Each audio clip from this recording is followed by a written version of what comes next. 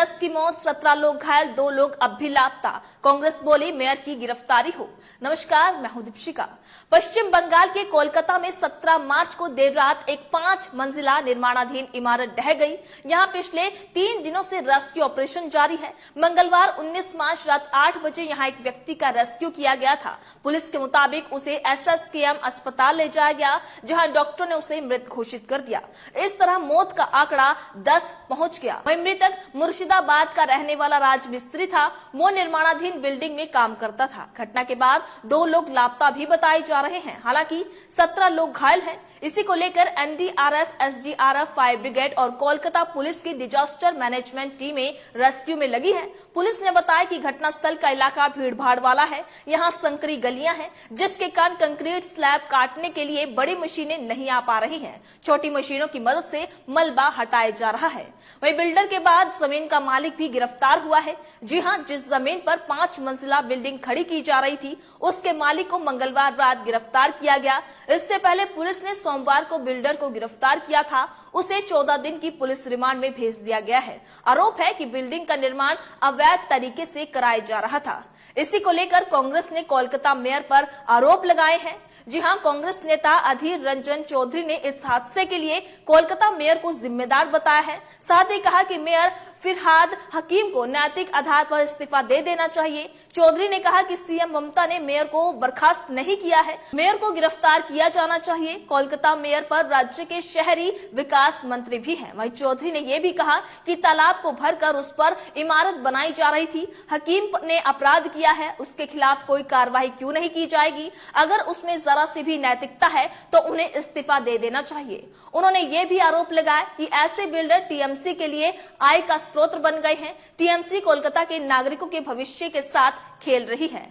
ये पूरा मामला भी आपको बताते हैं कि कर्नाटक में सोमवार तड़के गिरी इमारत के मलबे से मंगलवार शाम को एक और व्यक्ति का शव बरामद किया गया है। हादसे में मृतकों की संख्या कुल 10 हो गई है और घायलों की कुल संख्या 17 है। हालांकि अब भी 2 व्यक्ति लापता बताए जा रहे हैं। इसी को लेकर पुलिस अधिकारी का कहना है कि आरोपी जमीन के मालिक को मंगलवार रात गिरफ्तार कर लिया गया।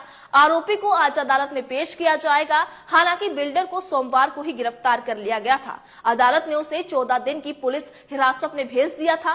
साथ ही सीएए पर भी चौधरी ने निशाना साधा है। जी हां, इसके अलावा चौधरी ने सीएए का भी जिक्र किया।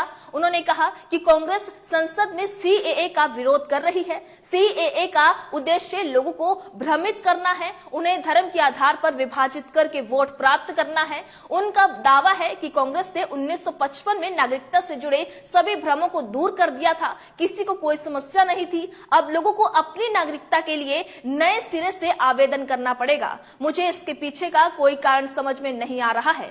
स्थानीय लोगों ने भी अवैध निर्माण का आरोप लगाया है। पुलिस के मुताबिक जो बिल्डिंग गिरी, वहां पिछले 6 महीने से निर्माण का काम चल रहा था। स्थानीय लोगों का आरोप है कि कोलकाता नगर निगम और पुलिस की अनुमति के बिना कंस्ट्रक्शन चल रहा था। वहीं घटना को लेकर भाजपा विधायक और विपक्ष के नेता शुवेंदु अधिकारी ने भी सोशल मीडिया प्लेटफॉर्म एक्स पर पोस्ट किया। उन्होंने हादसे की तस्वीरें शेयर करते हुए मैटिया ब्रुज स्थित गार्डन रिच एरिया में हजारी मोहल्ला बागान में अवैध रूप से निर्मित एक 5 मंजिला इमारत ढह गई। ये क्षेत्र कोलकाता के मेयर और नगर पालिका मामलों के मंत्री गढ़ का है। तो आप देख सकते हैं कि हादसा कोलकाता बिल्डिंग हादसे में अब तक 10 की मौत हो चुकी है, 17 लोग घायल हैं, 2 भी अब लापता बताए जा रहे हैं। साथ ही इसी को लेकर एनडीआरएफ और एसडीआरएफ और फायर ब्रिगेड कोलकाता पुलिस की डिजास्टर मैनेजमेंट टीमें रेस्क्यू में लगी हैं। हालांकि बिल्डिंग के बाद जमीन का मालिक भी गिरफ्तार हो चुका है। लेकिन इस बीच बड़ा सवाल ये खड़ा होता है कि इतने बड़े हादसे का जिम्मेदार आखिरकार कौन है? इसी को लेकर कांग्रेस नेता अधीर रंजन चौधरी ने इस हादसे के लिए कोलकाता मेयर को जिम्मेदार ठहराया है। साथ ही ये भी कहा कि मेयर को नैतिक आधार पर इस्तीफा दे देना चाहिए। तो ये क्या मेयर इस पर अपनी कोई प्रतिक्रिया देगी या फिर अपने पद से वो इस्तीफा देंगे?